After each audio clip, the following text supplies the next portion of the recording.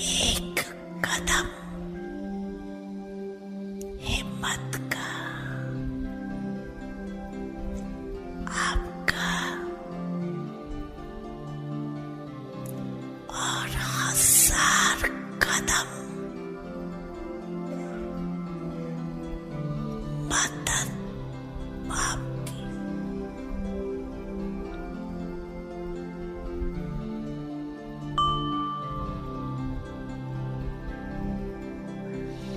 चाहे कैसा भी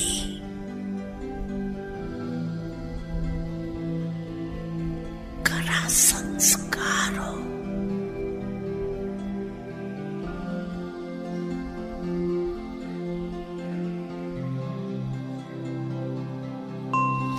हिम्मत कभी नहीं हारो।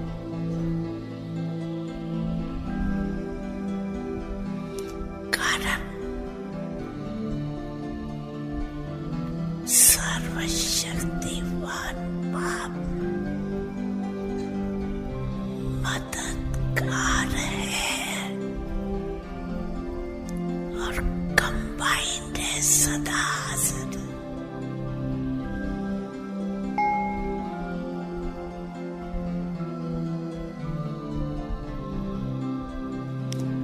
आप हिम्मत से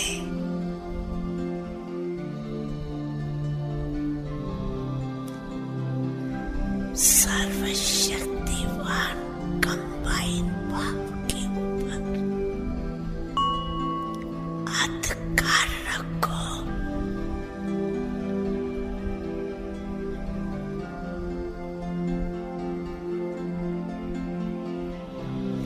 और दृढ़ रहो।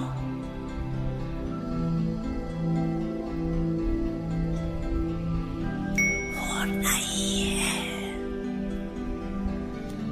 बाप मेरा, मैं बाप की हूं, ये हिम्मत नहीं बोलो।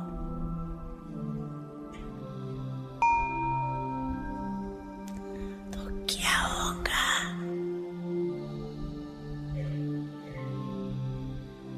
जो कैसे करूं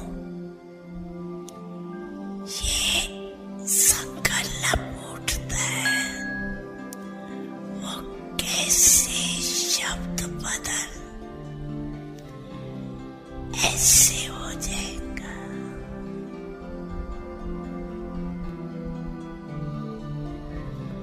वही बड़ा है। बाप बंधा हुआ है। दृढ़ निश्चय बुद्धि वाले को मदद देने के लिए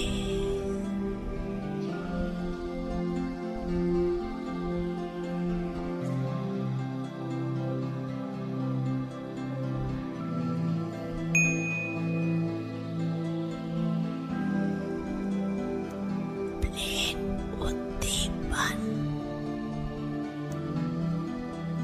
संकल्प को साकार रूप में लाओ।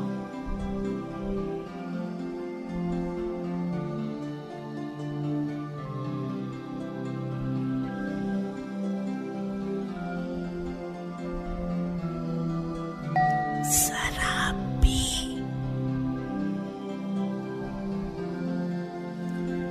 कमजोर संकल्प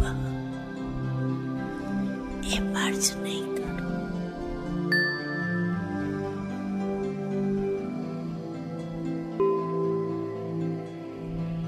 स्मृति रखो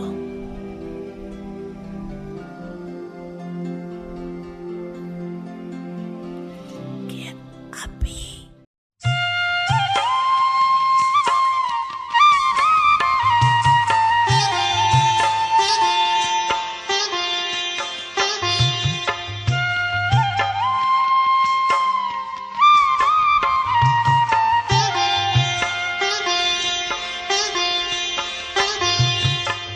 तब तब कर निखरेगा जीवन, तप कर बनते देव महान, तप से मिलता जीवन का सुख, तप से मिलता जीवन दान।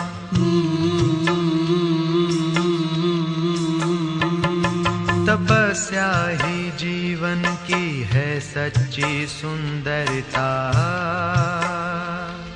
तपस्या ही जीवन की है सच्ची सुंदरता। तपस्या से जीवन में आती है मधुरता, तपस्या से जीवन में आती है मधुरता। तपस्या ही जीवन की है सच्ची सुंदरता।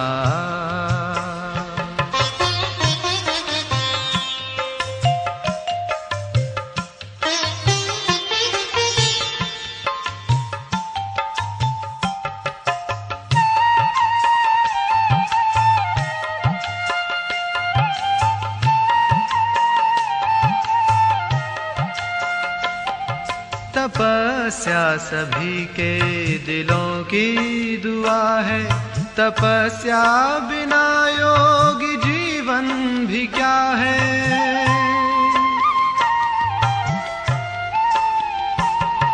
तपस्या सभी के दिलों की दुआ है, तपस्या बिना योगी जीवन भी क्या है, जीवन भी क्या है। योग साधना से आए दिल में उदारता,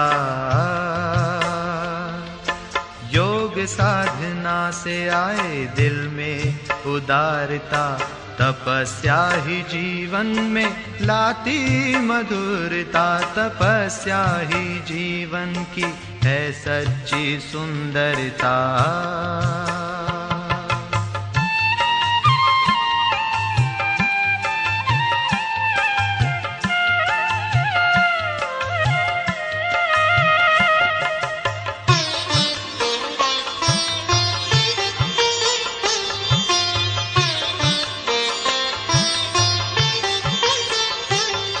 तपस्या ही जीवन को बनाए फरिश्ता, प्रभु से जुटाए हर संबंधों का रिश्ता।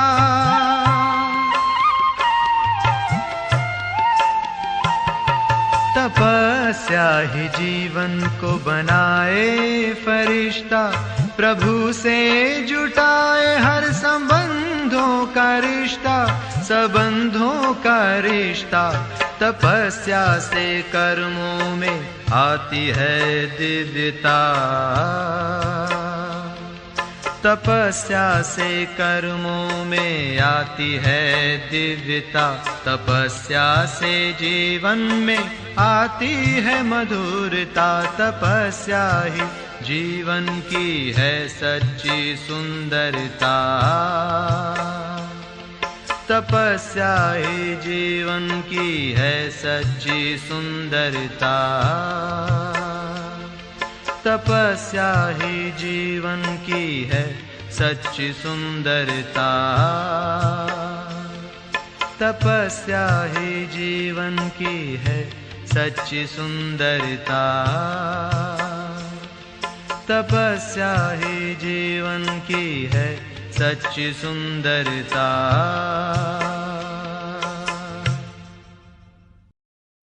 ओम शांति। Good morning, golden morning, diamond morning. हम सब ने मीठे बाप दादा की ड्रिल भी सुनी और तपस्या का गीत भी सुना। संगम युग तपस्या से अपनी आत्मा को तेजस्वी बनाने का युग है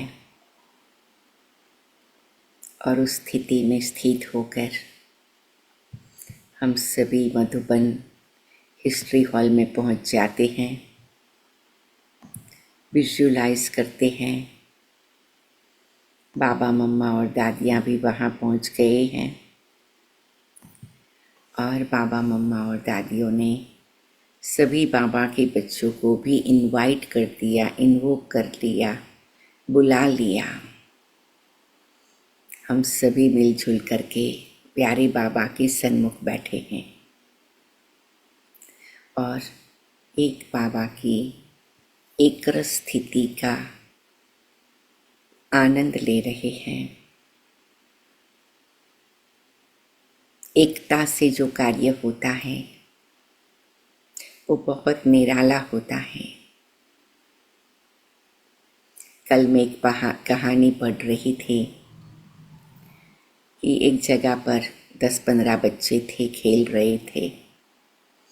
वहाँ एक बड़ा भाई आता है, एक व्यक्ति आता है और उसके हाथ में फलों की टोकरी है। तो वो कहता है कि मैं यहाँ से 5 मिनट 7 मिनट दूर चल के जाता हूँ, वहाँ खड़ा रहता हूँ। फिर मैं 1 2 3 कहूँगा तो आप सब बच्चे दौड़ के आना और जो पहला पहुँचेगा उसे फल मिलेगा।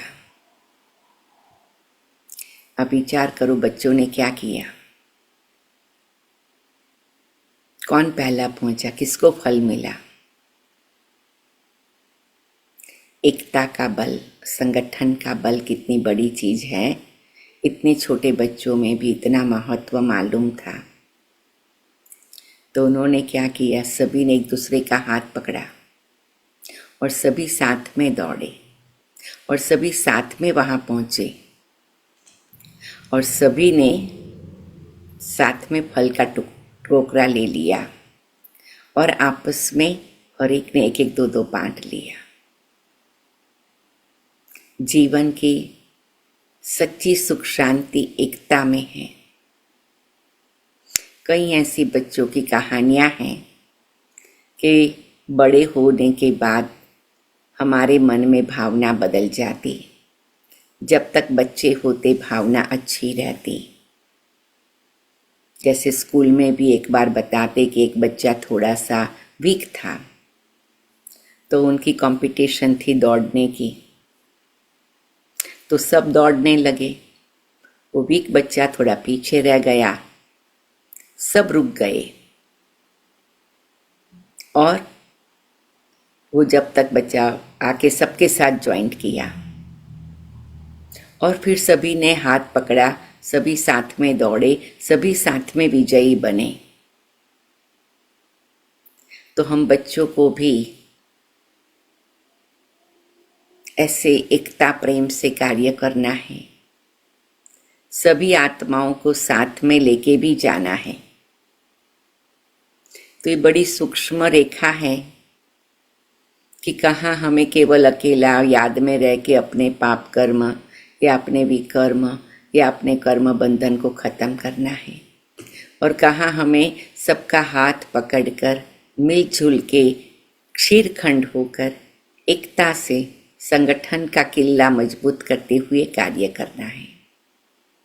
तो जितना हम तपस्या करते, जितना हम आत्माभिमानी स्थिति में स्थित होते, तो ये सब बातें हमारे लिए जो सूक्ष्म है वो स्पष्ट होती जाती। तो हम सभी भी ये संकल्प करेंगे। अभी सब बाबा के बच्चे बाबा के सन्मुख हैं। हम एकता से मुरली सुन रहे, संगठन में मुरली सुन रहे।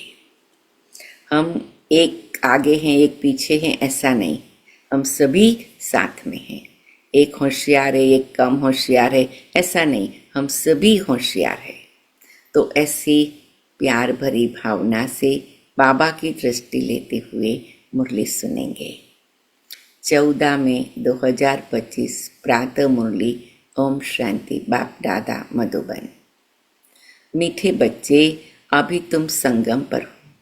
तुम्हें पुरानी दुनिया से ताल्लुक नाता तोड़ देना है, क्योंकि यह पुरानी दुनिया अब खत्म होनी है। प्रश्न, संगम की कौन सी विशेषता सारे कल्प से न्यारी है? उत्तर, संगम की ही विशेषता है। पढ़ते यहाँ हो, प्रारब्ध भविष्य में पाते हो। सारे कल्प में ऐसी पढ़ाई नहीं पढ़ाई जाती जिसकी प्रारब्ध दूसरे जन्म में मिले। अभी तुम बच्चे मृत्यु लोक में पढ़ रहे हो, अमर लोक के लिए। और कोई दूसरे जन्म के लिए पढ़ता नहीं है। बहुत अच्छा गीत है। दूर देश का रहने वाला आया देश पर आए। कौन आया? मीठे प्यारे बाबा आए दूर देश से हमें पढ़ाने के लिए। ओम शांति। दूर देश का रहने वाला कौन? यह तो कोई भी जानते नहीं। क्या उनको अपना देश नहीं है? जो पराए देश में आए हैं वह अपने देश में नहीं आते हैं। यह रावण राज्य पराया देश है ना? क्या शिव बाबा अपने देश में नहीं आते हैं? अच्छा, रावण का परदेश कौन सा है और देश कौन सा है? शिव बाबा का अपना देश कौन सा है? पराया देश कौन सा है? आप सब ये प्रश्न सुन रहे हैं ना? तो चैट बॉक्स में उत्तर लिखते जाना। फिर बाप आते हैं पराये देश में, तो उनका देश कौन सा है? अपने देश की स्थापना करने आते हैं, लेकिन क्या वह अपने देश में खुद आते हैं? एक दो ने सुनाया। अच्छा, इस पर सब विचार सागर मंथन करना। तो हर एक ये प्रश्न का उत्तर चैट बॉक्स में लिख देना। यह बहुत समझने की बात है। रावण का पराया देश बताना बहुत सहज है। राम राज्य में कभी रावण आता नहीं। बाप को रावण के देश में आना पड़ता है, क्योंकि रावण राज्य को चेंज करना होता है। यह है संगम युग। वह सतयुग में भी नहीं आते, कलयुग में भी नहीं आते, संगम युग पर आते हैं। अंडरलाइन करेंगे। तो यह राम का भी देश है, रावण का भी देश है। इस किनारे राम का, उस किनारे रावण का संगम है ना? अभी तुम बच्चे संगम पर हो, न इस तरफ न उस तरफ हो। अपने को संगम पर समझना चाहिए। हमारा उस तरफ ताल्लुक नहीं है। बुद्धि से पुरानी दुनिया से ताल्लुक तोड़ना पड़ता है।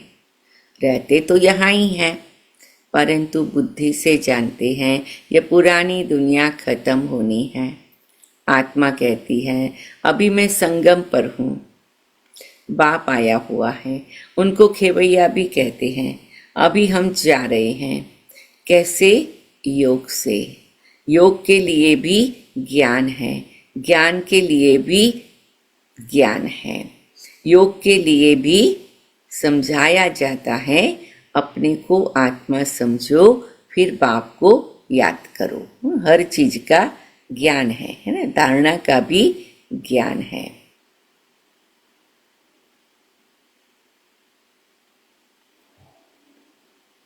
सेवा का भी ज्ञान है। ज्ञान अर्थात समझाने बाप मत देने आए हैं। कहते हैं अपने को आत्मा समझो। आत्मा ही 84 जन्म लेती है। बाप बच्चों को ही विस्तार से बैठ समझाते हैं। अभी यह रावण राज्य खत्म होना है। यहाँ है कर्म बंधन, वहाँ है कर्म संबंध। बंधन दुख का नाम है, संबंध सुख का नाम है। अब कर्म बंधन को तोड़ना है। बुद्धि में है हम इस समय ब्राह्मण संबंध में हैं, फिर दैवी संबंध में जाएंगे। ब्राह्मण संबंध का यह एक ही जन्म है, फिर 8 और 12 जन्म दैवी संबंध में होंगे। यह ज्ञान बुद्धि में है। इसलिए कलयुगी छीछी कर्म बंधन से जैसे ग्लानि करते हैं। इस दुनिया के कर्म बंधन में अभी रहना नहीं है, बुद्धि मिलती है। यह सब है आसुरी कर्म बंधन। हम भी गुप्त एक यात्रा पर हैं। एक बाप ने यात्रा सिखलाई है, फिर इस कर्म बंधन से न्यारे हो हम कर्मातीत हो जाएंगे। यह कर्म बंधन अब टूटना ही है। हम बाप को याद करते हैं, पवित्र बन, चक्र को समझ, चक्रवर्ती राजा बने। पढ़ रहे हैं, फिर उनका एम ऑब्जेक्ट और प्रारब्ध भी चाहिए ना। तुम जानते हो हमको पढ़ाने वाला बेहद का बाप है। बेहद के बाप ने हमको 5000 वर्ष पहले पढ़ाया था। यह ड्रामा है ना? जिनको कल्प पहले पढ़ाया था उनको ही पढ़ाएंगे। आते रहेंगे, वृद्धि को पाते रहेंगे। सब तो सतयुग में नहीं आएंगे, बाकी सब जाएंगे वापस घर। इस पार है नर्क, उस पार है स्वर्ग। उस पढ़ाई में तो समझते हैं हम यहाँ पढ़ते हैं, फिर प्रारब्ध भी यहाँ पाएंगे।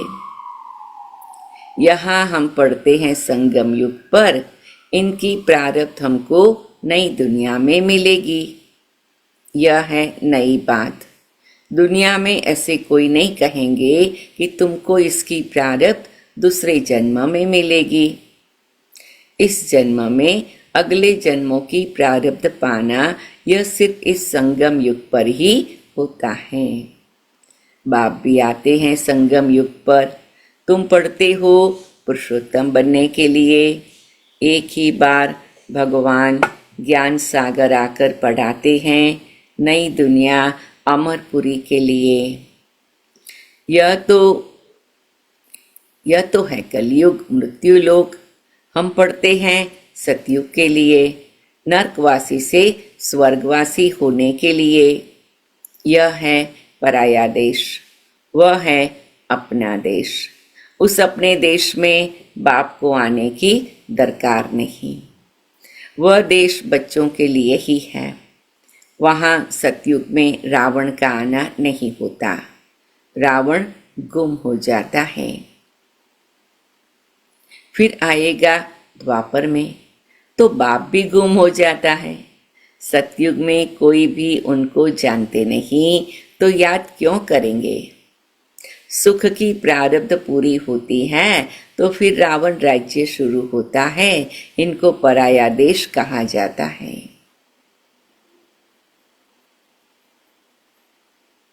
तो दुनिया तो वही है, लेकिन रावण का राज्य हुआ तो बाबा के लिए पराया देश हो गया। अभी तुम समझते हो हम संगम युग पर हैं। हमको रास्ता दिखलाने वाला बाप मिला है। बाकी सब धक्के खाते रहते हैं। जो बहुत थके हुए होंगे, जिन्होंने कल्प पहले रास्ता लिया होगा, वह आते रहेंगे। तुम पंडे सबको रास्ता बताते हो। यह है रूहानी यात्रा का रास्ता। सीधा चले जाएंगे सुखधाम। तुम पंडे पांडव संप्रदाय हो। पांडव राज्य नहीं कहेंगे। राज्य न पांडवों को न कौरवों को है। दोनों को ताज नहीं है। भक्ति मार्ग में दोनों को ताज दे दिया है। अगर दे भी तो कौरवों को लाइट का ताज नहीं देंगे। पांडवों को भी लाइट नहीं दे सकते, क्योंकि पुरुषार्थी हैं। चलते चलते गिर पड़ते हैं, तब किसको देवे। इसलिए यह सब निशानी विष्णु को दे दी है, क्योंकि वह पवित्र है। परंतु दुनिया तो पवित्र नहीं है ना। जन्म भी फिर विकारी दुनिया में ही लेते हैं। यह है रावण की पतितपुरी। पावन राज्य सतयुग नई दुनिया को कहा जाता है। अब तुम बच्चों को बाप बागवान कांटों से फूल बनाते हैं। वह पतित पावन भी हैं, खेवैया भी हैं, बागवान भी हैं। बागवान आए हैं कांटों के जंगल में। तुम्हारा कमांडर तो एक ही है। यादवों का कमांडर चीफ शंकर को कहे, यूं तो वह कोई विनाश कराते नहीं हैं। जब समय होता है लड़ाई लगती है। कहते हैं शंकर की प्रेरणा से मुशल आदि बनते हैं। यह सब कहानियाँ बैठ बनाई हैं। पुरानी दुनिया खत्म तो जरूर होनी है। मकान पुराना होता तो गिर पड़ता है, मनुष्य मर जाते हैं। यह भी पुरानी दुनिया खत्म होनी है। यह सब दबकर मर जाएंगे। कोई डूब मरेंगे, कोई शॉक में मरेंगे। बॉम्ब्स आदि की जहरीली वायु भी मार डालेगी। बच्चों की बुद्धि में है अभी विनाश होना ही है। हम उस पार जा रहे हैं। कलयुग पूरा हो, सतयुग की स्थापना जरूर होनी है। फिर आधा कल्प लड़ाई होते ही नहीं। अभी बाप आए हैं पुरुषार्थ कराने, यह लड़ाई चांस है, देरी की तो फिर अचानक ही मर जाएंगे। मौत सामने खड़ा है। अचानक बैठे बैठे मनुष्य मर जाते हैं। मरने के पहले तो याद की यात्रा करो। अभी तुम बच्चों को घर जाना है, इसलिए बाप कहते बच्चे घर को याद करो, इससे अंतमति सो गति हो जाएगी। घर चले जाएंगे, परंतु सिर्फ घर को याद करेंगे तो पाप विनाश नहीं होंगे।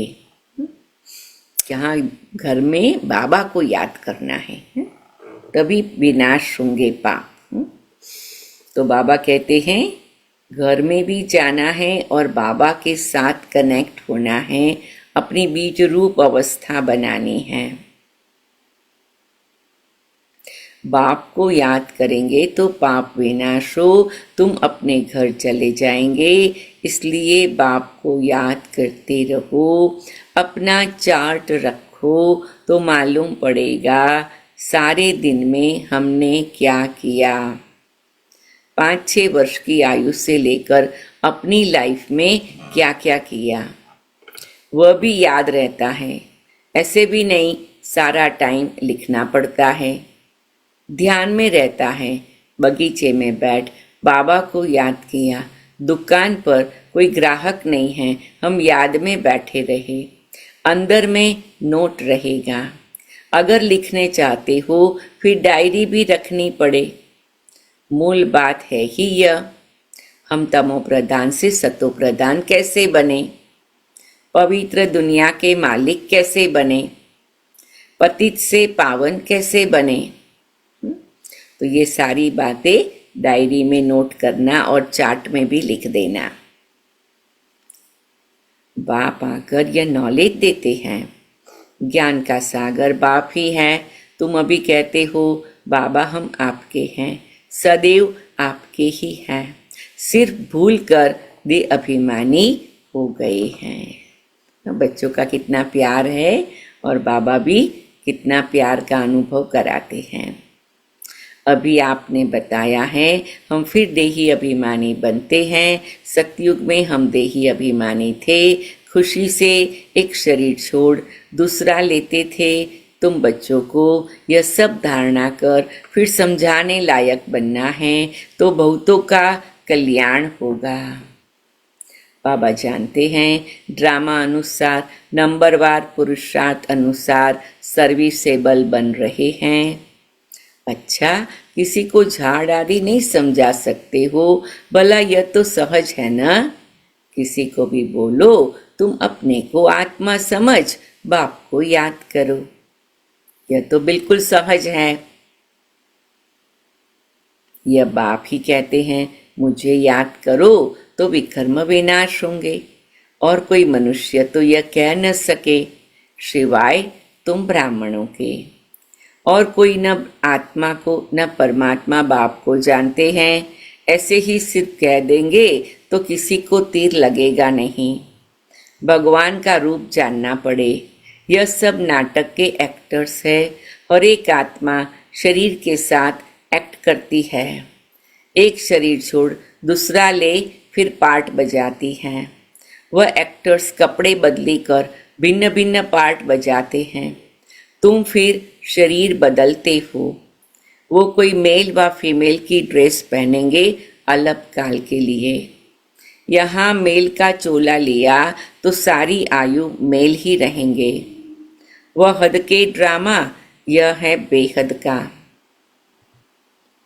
पहली मुख्य बात है बाप कहते मुझे याद करो।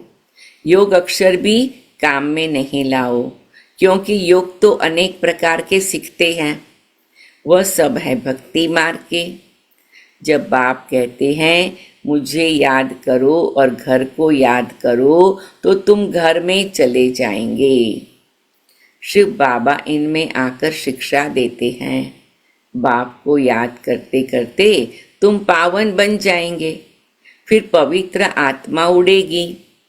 जितना जितना याद किया होगा, सर्विस की होगी, उतना वह ऊंच पद पाएंगे। याद में ही बहुत विघ्न पड़ते हैं, पावन नहीं बनेंगे, फिर धर्मराजपुरी में सजाएं भी खानी पड़ेगी, इज्जत भी जाएगी, पद भी भ्रष्ट होगा, पिछाड़ी में सब साक्षात्कार होंगे, परंतु कुछ कर नहीं सकेंगे। साक्षात्कार कराएंगे, तुमको इतना समझाया फिर भी याद नहीं किया, पाप रह गए, अब खाओ सजा। उस समय पढ़ाई का टाइम नहीं रहता, अफसोस करेंगे हमने क्या किया, नाहक टाइम गवाया, परंतु सजा तो खानी पड़े। कुछ हो थोड़ी सकेगा, नापास हुए तो हुए, फिर पढ़ने की बात नहीं, उस पढ़ाई में तो नापास होकर फिर पढ़ते हैं, यह तो पढ़ाई ही पूरी हो जाएगी। अंत समय में पश्चाताप न करना पड़े, उसके लिए बाप राय देते हैं, बच्चे अच्छी रीति पढ़ लो, पढ़ाई भी पढ़ लो, सेवा भी कर लो, पुरुषार्थ भी कर लो, परिवार के साथ मिलजुल के आनंद भी कर लो, तन मन धन भी सफल कर लो। फिर एंड में हम सोचेंगे अरे एक बार चांस मिल जाए, फिर ओम शांति। जरमुई झगमुई में अपना टाइम वेस्ट मत करो, नहीं तो बहुत पछताना पड़ेगा। माया बहुत उल्टे काम करा देती है, चोरी कभी की नहीं होगी वह भी कराएगी, पीछे स्मृति आएगी हमको तो माया ने धोखा दे दिया। कई लोग इस प्रकार की भी बात कर देते हैं ना, तो बाबा कहते जब मालूम पड़ेगा ये तो माया का धोखा था, फिर पहले दिल में ख्याल आता फलानी चीज़ उठाऊं, बुद्धि तो मिली है, यह राइट है व रॉन्ग है, यह चीज़ उठाऊं तो रॉन्ग होगा, नहीं उठाएंगे तो राइट होगा, अब क्या करना है। पवित्र रहना तो अच्छा है ना, संग में आकर लूज नहीं हो जाना चाहिए। संग में एक दूसरे को प्रेरणा देके आगे बढ़ाना है, ऐसा नहीं एक दूसरे को ऐसी बात बताओ जो दोनों को नुकसान हो जाए। तो ये भी बात का बहुत खबरदारी से ध्यान रखना है। हम भाई बहन हैं, फिर नाम रूप में क्यों फंसे, दे अभिमान में नहीं आना है, परंतु माया बड़ी जबरदस्त है, माया रॉन्ग काम कराने के संकल्प लाती है। बाप कहते तुमको रॉन्ग काम करना नहीं है, लड़ाई चलती है, फिर गिर पड़ते हैं, फिर राइट बुद्धि आती ही नहीं है, हमको राइट काम करना है। कल भी गुलजार दादी का क्लास सुना ना, दादी ने कहा हम अपने आप को युद्ध में विजयी कैसे बनाएंगे, युद्ध ही नहीं आएगा तो युद्ध भी करना की कला को डेवलप भी करना है, युद्ध करना पड़े वहाँ युद्ध करना है, लेकिन विजयी बन के करना है, अपने को सबको विजयी बनाना है।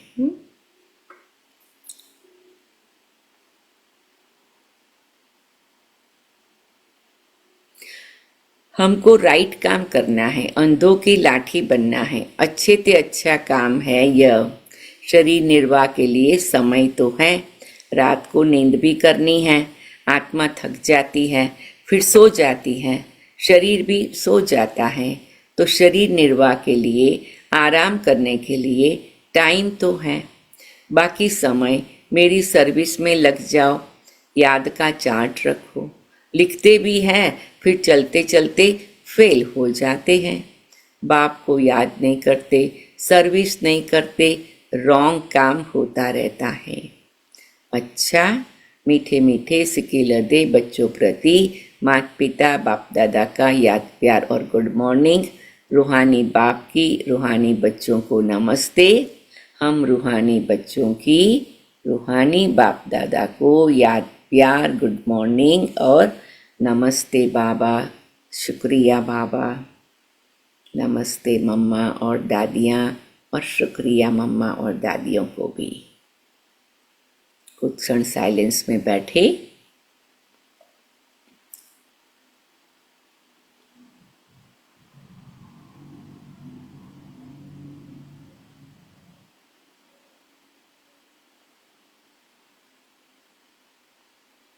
जर्मुई जग्म में अपना टाइम वेस्ट नहीं करना है, माया कोई भी उल्टा काम न कराए यह ध्यान रखना है।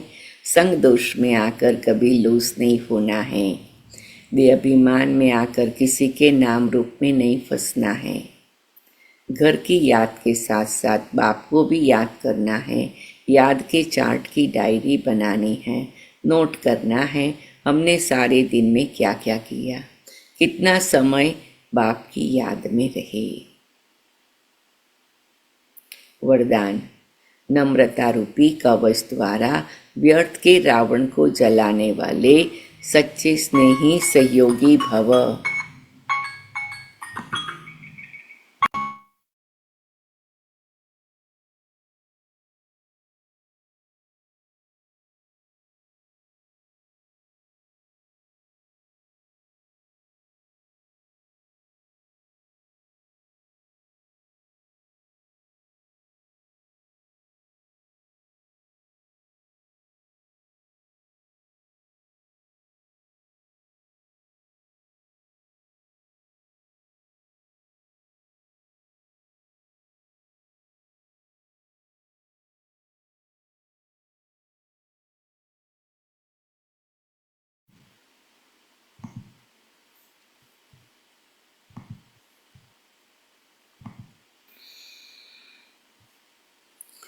नम्रता रूपी कवच द्वारा व्यर्थ के रावण को जलाने वाले सच्चे स्नेही सहयोगी भव।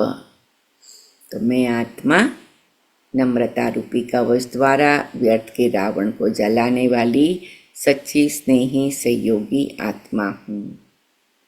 कोई कितना भी आपके संगठन में कमी ढूंढने की कोशिश करे, लेकिन जरा भी स्वभाव संस्कार का टक्कर दिखाई न दे। अगर कोई गाली भी दे, इंसल्ट भी करे, आप सेंट बन जाओ। अगर कोई रॉन्ग भी करता है तो आप राइट रहो। कोई टक्कर लेता है तो भी आप उसे स्नेह का पानी दो। यह क्यों, ऐसा क्यों, यह संकल्प करके आग पर तेल नहीं डालो। नम्रता का कवच पहनकर रहो। जहाँ नम्रता होगी वहाँ स्नेह और सहयोग भी अवश्य होगा। स्लोगन। मेरेपन की अनेक हद की भावनाएं एक मेरे बाबा में समा दो। मैं आत्मा मेरेपन की अनेक हद की भावनाओं को एक मेरे बाबा में समा देती हूँ। फिर साइलेंस में रहेंगे। डीप ब्रीदिंग करें, मुट्ठी बंद करके खोले, अपने shoulders up back and down करें। अपने आप को totally relaxed, comfortable, balance feel करें, ताकि मुरली की हर बात हमारे तन और मन को प्रफुल्लित कर दे, प्रसन्न कर दे और उसके रंग से शक्तिशाली बना दे। अव्यक्त इशारे। रूहानी रॉयल्टी और प्योरिटी की पर्सनालिटी धारण करो। मैं आत्मा रूहानी रॉयल्टी और प्योरिटी की पर्सनालिटी को धारण करती हूँ। रूहानी रॉयल्टी का फाउंडेशन संपूर्ण पवित्रता है। तो अपने से पूछो, रूहानी रॉयल्टी की झलक और फलक आपके रूप व चरित्र से हर एक को अनुभव होती है। नॉलेज के दर्पण में अपने को देखो।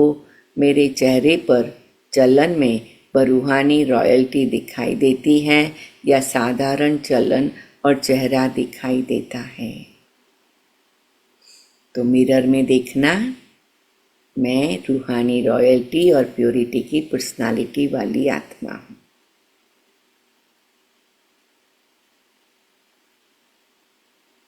अच्छा, ओम शांति, ओम शांति, ओम शांति।